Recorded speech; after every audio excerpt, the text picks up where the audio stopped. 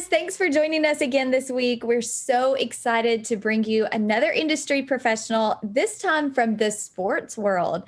I cannot wait to learn more. So, PJ, thank you for being with us today. I am so excited to be here, April. Thank you so much for having me. Yes. Well, we cannot wait to learn more about you. So, could you introduce yourself? Tell us who you are, what you do, and where you're from. I am PJ Quang. I've been to 9 Olympic Games so far and lots of multi-sport games, as well as the FIFA World Cup in Russia. I was one of the announcers there. And I'm also somebody who makes their living as a writer. I write typically about figure skating, and I am located in Toronto, Canada. That sounds so exciting. And I can definitely tell that you are a master communicator. I guess that's a skill needed for your job, right? Yeah, don't ask my kids, though, because they may have a different answer. So, as a PA announcer or a stadium announcer, could you tell us a little bit more about what does that mean? And what does your typical day at work look like? Well, the typical day at work kind of depends on the sport that you're announcing. So if I'm announcing figure skating at the Olympic Games, for instance, figure skating is sort of sectioned off into 4-hour little blocks of time.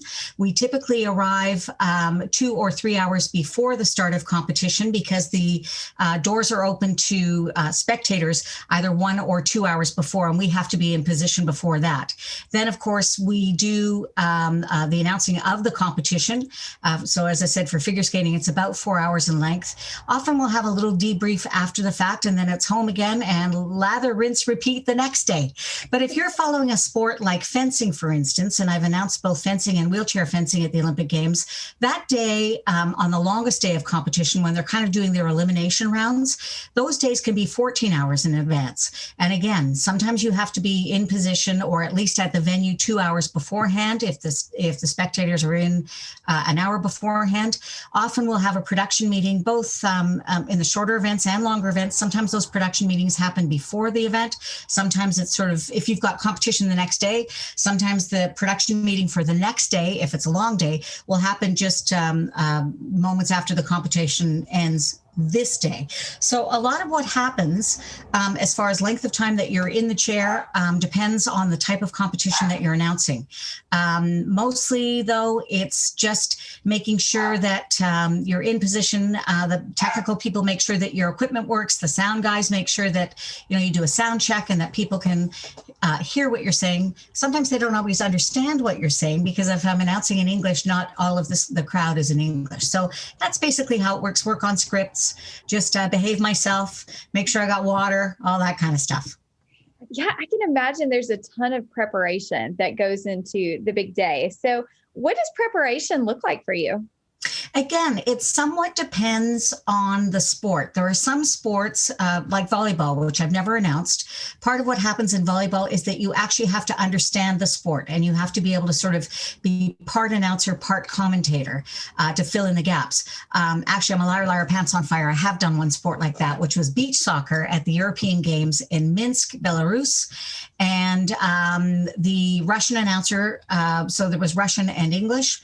I was providing English, but I studied Russian and speak some Russian and understand it. So basically, since I don't really understand beach soccer, I'll be honest, what I would do is listen to the Russian announcer and then basically copy what he said in English. But for lots of sports, figure skating among them, soccer, fencing, you don't actually have to understand the rules of the sport. You have to have the proper language of the sport and be able to announce things effectively. So that's kind of how it works. The preparation comes mostly in the forms of understanding basically how the competition works, but really studying the names. At the FIFA World Cup in Russia, as the English announcer, I had to introduce all of the players on all of the teams. So, I had to work in tandem with my Russian announcer, but the responsibility of the names came to me. So I really feel strongly that the athletes have taken such a long and hard path to get to where they are that the least I can do is say their name right. So that's what's really important to me. Officials as well, but players I really want to get right. Yeah, I can imagine that. That's a difficult task and a time-consuming task in and of itself. So, that's interesting that you said you don't necessarily have to know all the ins and outs of the sports. That was going to be my next question. Is what would be the skills that you need in order to be a great announcer? Well, I think that what I've been told and what producers like about me is that I'm not really, don't tell anybody, a sports fan. So I have no idea really what's going on the field of play beyond understanding that, there's team A and team B and they're going sort of back and forth and they're doing stuff. What I'm doing is I'm paying very close attention to the person who is calling the show. So the venue producer typically, and I'm making sure that I'm ready to go with my next announcement. So for instance, at the World Cup, I had to make sure that I was ready with my goal announcement. I had to be ready for the yellow cards and the red cards and substitutions. I need to get a paper bag, the anxiety of it all. But those were the things that I had to be ready for. A friend who's a devoted soccer announcer in England actually contacted me because he heard my voice on the World Cup broadcast. He says, "Is that you?" And I said, "Yeah, it is." He said, "Oh, it's like a bucket list job. Tell me, what was your favorite game?" So I wrote him back quite honestly, and he hates me for this. We're speaking, but only barely, because I wrote him back and I said, "Actually, they all look the same to me." So he was heartbroken. But I think that that's part of what makes it good, is that I'm really excited about my job. I love my job. I love, getting the names right. I love being in the front row of a fantastic competition. I love understanding what's going on. Obviously, figure skating is my own sport, and I was a coach for like a gazillion years. So that one I really understand backwards and forwards. But even in figure skating, I'm not really paying attention to the competition per se. I'm paying attention to what will come next for me. So being able to maintain that focus, being able to sort of roll with the punches, being able to sort of adapt quickly, those are really the hallmarks of a good announcer. And also, you have to have a not annoying voice. Now, again, people like my voice, but don't talk to my kids because that's a whole other story. That's great. And I mean, you have such a soothing voice. I'm sure that's something that you've probably worked on. Is there any strategies, or you just naturally have this amazing voice? You know what? There are certain things, it's kind of like height. I can't get a better voice and I can't get any taller. So now, to be honest, what I do is I safeguard my voice. So I'm not a smoker. I'm not much of a drinker. I'm not a partier, and I never really was. So when I'm at an event, I'm really focused on doing my job well. I've known other announcers who have come and gone, who, love the experience of being at a major event. I mean, who wouldn't? But they find themselves, at partying till 2 and 3 and 4 a.m., have to be at the venue by 7 a.m. And you can hear it in your voice. Mm-hmm. So I really try and safeguard my voice by, drinking lots of water, and by not going into smoky environments in lots of different countries, and getting lots of sleep, and just making sure, somebody has paid me and has paid a lot of money to bring me somewhere. So I want to make sure that I can give them the best version of myself. That is great. And that's why you have such an amazing reputation. Well, thank you for saying that. I'll give you the $5 later. So my next question is, you talked a little bit about, you've done coaching, you've done announcing, you're a writer. Could you tell us a little bit about your journey from high school to where you are now? You bet. I finished high school and I went to the University of Toronto, and I've always loved languages from the time I was a very little kid. I had a bilingual education in French and English, which, although Canada is a bilingual country, French and English, it wasn't all that common to have a bilingual education in my part of the country. So from there, I studied Russian at the same school when I was a little kid. So when I went, and German when I was in high school, and then when I went to university, I decided what I wanted to do was to focus on modern languages. So all of my courses were based around language and language acquisition and linguistics, and without really any clear view as to what would happen next. I then, after graduation, worked in the hotel business. I worked for Sheraton in a big property that was in Toronto for 4 years. During that time, I got married and had my first of 3 kids. And then I decided I was going to have to make money, of course, but I didn't want to go back to full-time 9 to 5, Monday to Friday, or an equivalent. So teaching figure skating for me, and I had been a figure skater, was the way to make the most amount of money in the least amount of time. From there, I just decided one day when I went to watch a competition as a spectator, I thought, you know what, that announcer's got a really good seat. And I bet you they don't have to pay for that seat. I never thought of it as a paid gig. I just thought of it as, wouldn't that be kind of cool? And, I was married at the time and had young kids. And I thought this would be maybe a great family vacation where it's sort of subsidized because I'm working. And so that was my idea. At the time, the fact that I was bilingual, the fact that I was a female announcer in 1990 was considered to be it still is, depending on the country, quite unusual. So I just decided, yeah. And then further along, because I was already in the stadium, because I was a coach, I got offered some commentary opportunities. So I said, yeah, let's do that. And then I decided that I wanted to write. And I've been writing for CBC Sports, which is our national broadcaster, since about 2006. So every time there was something, I just decided for myself. There wasn't really a path to follow. The fact that I've got 5 languages, that really helps, especially with the pronunciation of names. The fact that I think I'm easy to work with, and I think that I help to create that team atmosphere. So those are characteristics that I was already born with. So if somebody likes that type of teamwork, and if somebody does well under pressure. Pressure is one of the hallmarks of stadium announcing. It's not like doing voiceover for some kind of a production. When you're a stadium announcer, it's take one, and that's it. You do screw up from time to time. Let's face facts. But the goal is to be a one-take wonder. So so anybody who's in high school who's sort of thinking about it, record yourself. Don't listen to yourself, because I hate the way I sound too, but give it to somebody else to listen to and see what they think about your voice. And if you've got a good voice, for a woman in a lower register, that helps, man as well, then that's kind of where you're headed. Does that answer your question? Absolutely. It does. It's so interesting to hear your journey from, how you got into the industry, because Yeah. I think that's something that so many times people don't realize, that it's the connections you have, it's the relationships, it's being open to new possibilities. I mean, the fact that you were coaching and saw a career path and thought, hey, that's something I might be interested in. I think just always being open to any door that could open along the way is a And understanding, just before we go on to another question, understanding that it's going to require hard work. So I never knew that this was a paid thing. And in fact, when I started, it was kind of just a thing. And, I was around all my skating friends and whatever, so it seemed like a good idea. It's turned into a paid thing, of course, but I've spent a lot of hours volunteering happily, and spent a lot of hours just deciding sort of how to do things and how to script work that would make it the most seamless listening experience for the audience.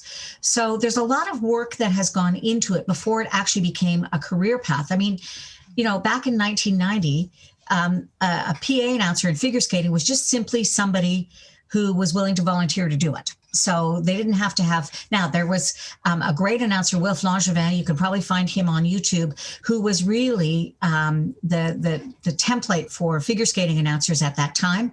And he's my friend, and he was just an amazing mentor and a voice just to die for.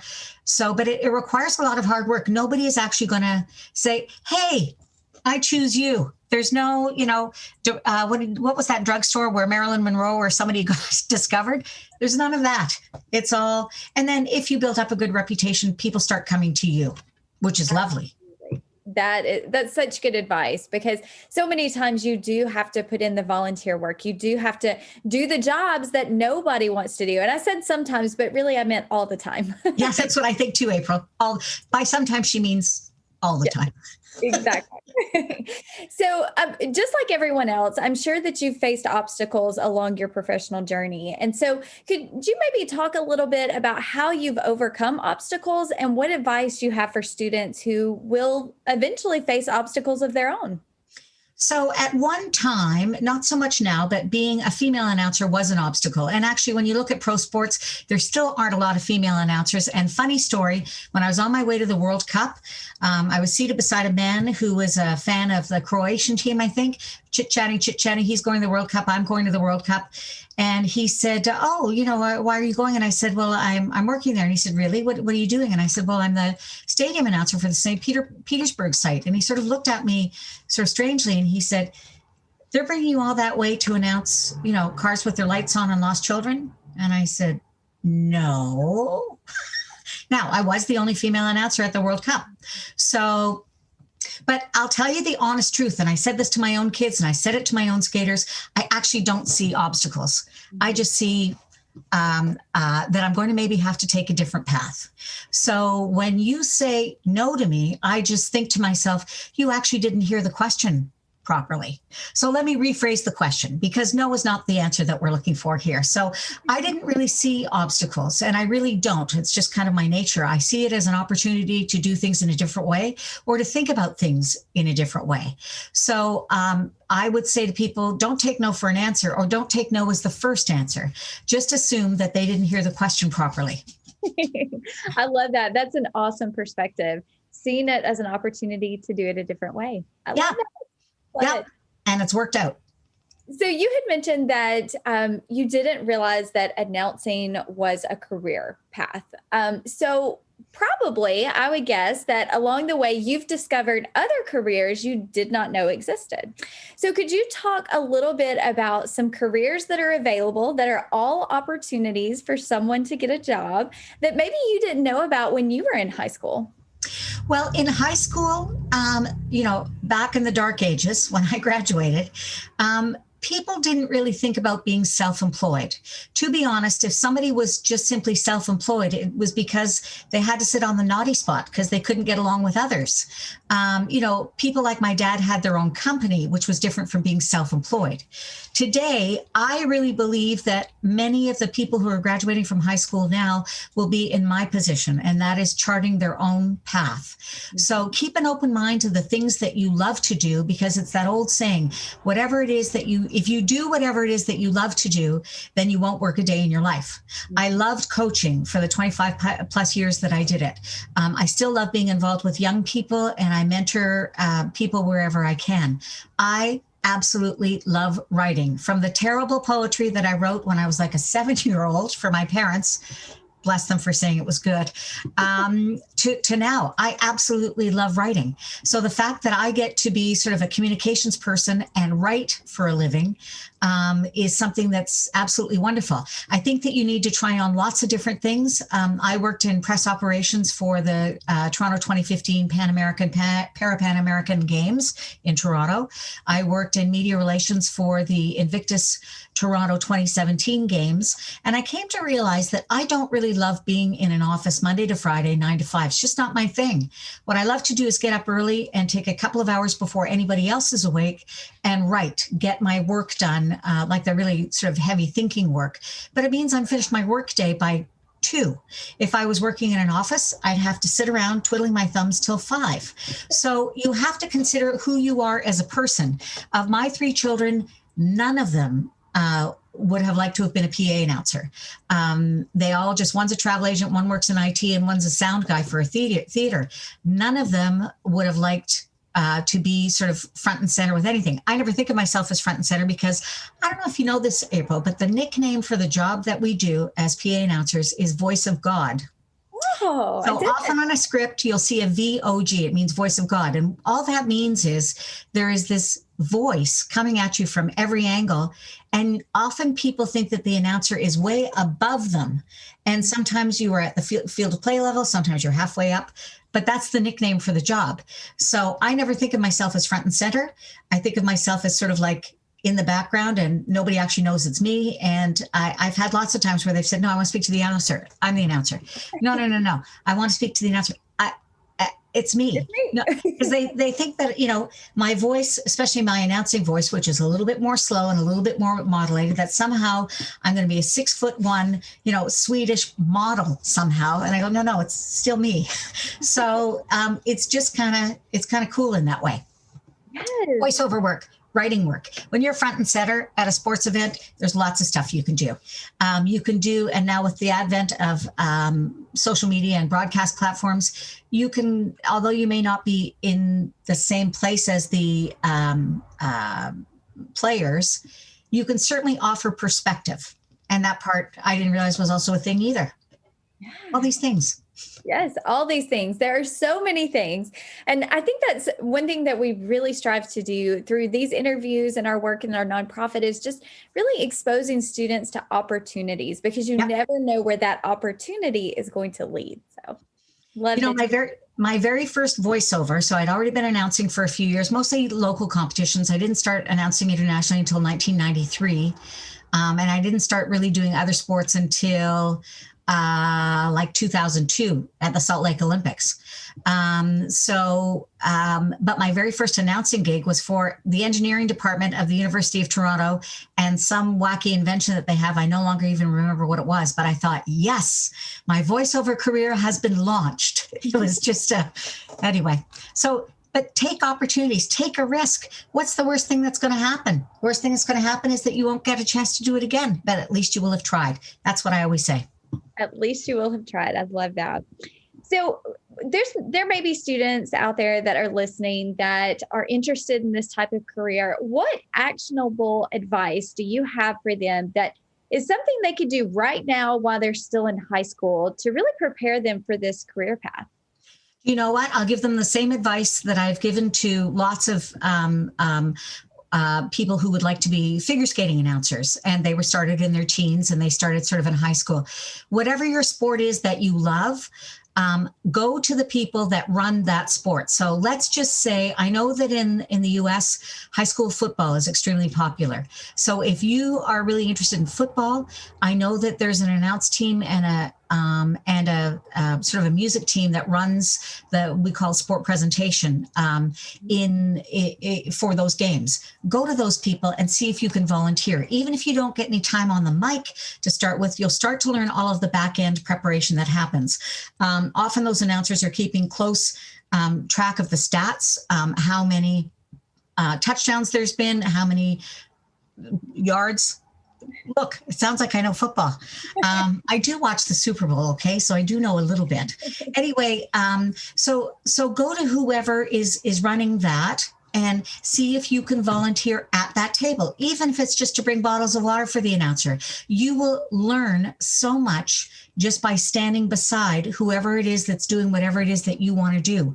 Once you've acquired a little bit of knowledge, you can maybe ask if you can announce the halftime. You could maybe ask if you can announce some other part of the program where knowing the statistics and being able to respond to what's going on the field of play is maybe not as important. And then bit by bit, you start to get a little bit of experience. The other thing you can do is go to YouTube. Go to your favorite sport. Find YouTube examples of that favorite sport and listen in the very distant background to the stadium announcer and what they're saying and how they're doing it.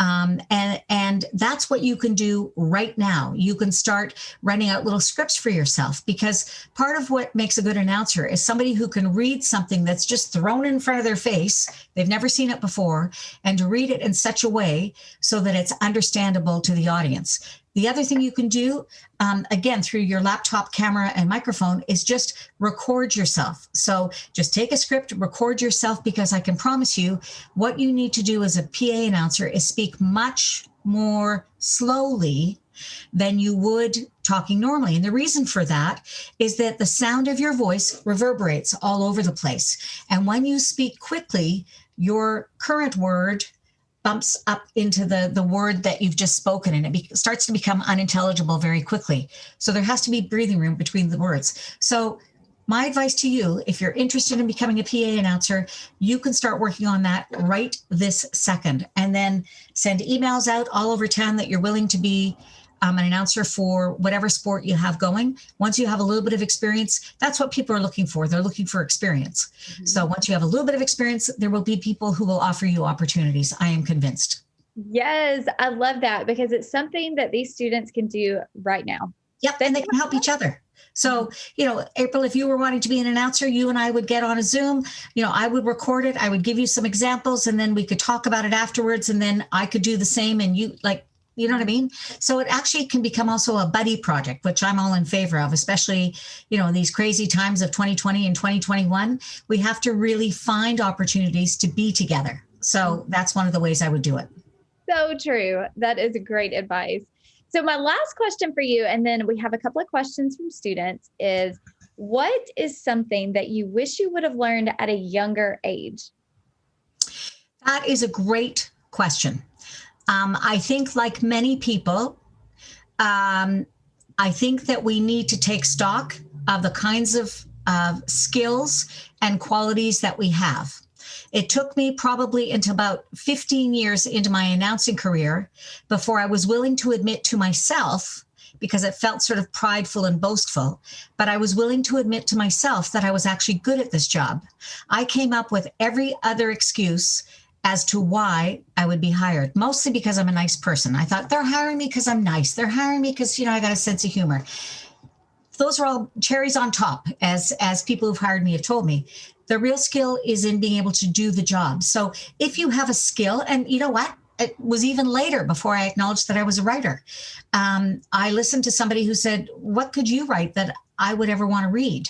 So, which was very hurtful. So I then realized, you know what? I'm writing what I would want to read. And I'm sure if I want to read it, somebody else does. So I really recommend that as young people, as young people in high school, take stock of what your skills are. They've been there all the way along. You don't have to say it out loud. You don't have to say I'm the best thing ever. But what you can say is, yes, if somebody hires me to be a PA announcer, I got this. This one I know how to do. Someone hires me to be a writer, I got this. This one I know how to do. Someone hires me to be an accountant, don't do it. I'm not good at numbers.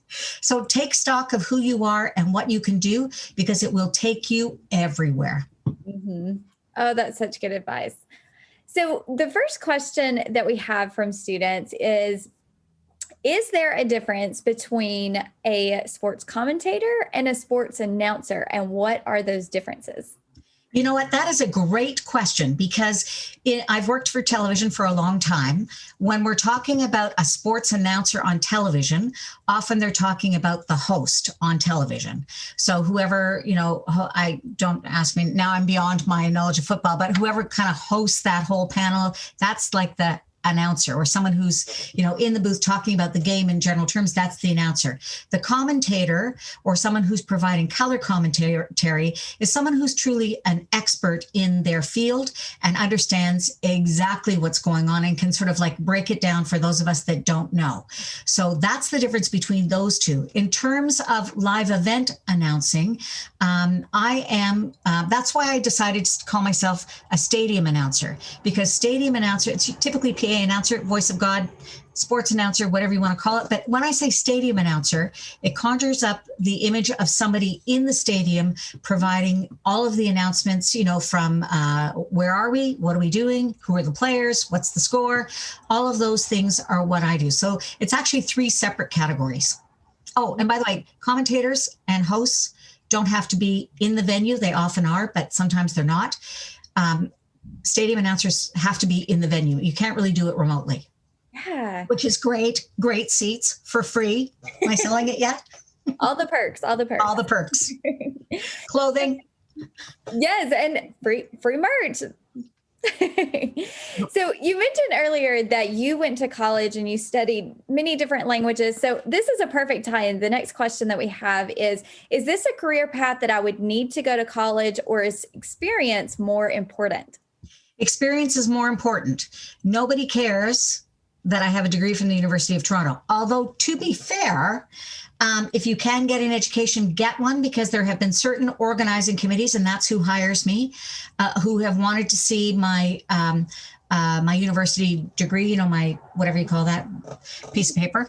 But typically, like as far as getting gigs, it's your experience that makes the difference. Your experience and your ability to be appropriate and to be professional on site on location, ready to go. As I said, I've met lots of great voices over time who were not great people, and I never see them anymore. So have a good voice, but be a good person. Yes, yes. That is a perfect note for us to end on. And I can't thank you enough for sharing your time and knowledge with our students today. Is there any last minute advice that you would like to leave with them before we wrap up? What I would like to say is that the young people of today have such an amazing advantage, and it's so exciting to see where people are going, given that there's technology, given that our world has become a much smaller place. It's just the coolest thing ever. So I wish everybody every success. I know you're going to be great. Yes. Well, thank you. Thank you to everyone who tuned in. Don't forget, we will have another industry professional next week. We have an awesome lined up prepared for this spring. So be sure and check it out on our website. You guys, I'll see you next time.